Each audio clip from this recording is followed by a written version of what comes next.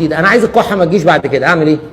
بص بقى، اول حاجه بشرب حاجه سخنه كل ساعتين، ينسون، حلبه، قرفه، قرم، اي مشروب جميل كل ساعتين وعليها شريحه ليمون من غير عصر، شريحه ليمون من غير عصر، واخلي البخار يخش في مناخيره، لان عاده اللي عنده انسداد في جيوب انفيه بيبوظ له الايه؟ بيبوظ له الرئتين. مشروب الزبادي بالليمون بقشره زائد شعره زنجبيل بيظبط الرئتين.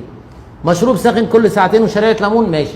اعمل تنشيط وحركه، لان اغلب الناس اللي عندها ضيق في الرئتين قاعده ما بتتحركش، فالدوره الدمويه كلها ايه؟ واقفه.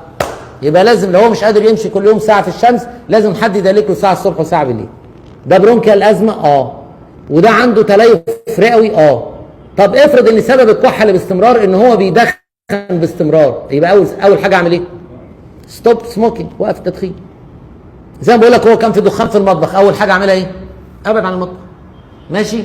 نشوف الاول، نبعد عن الاتربه، عن الدخان، عن السهر، عن المراوح، نعالج البرد، نعالج كذا، وناخد الحاجات الوقائيه. حاله جديده بطلع بيها على الايه؟ على المستشفى.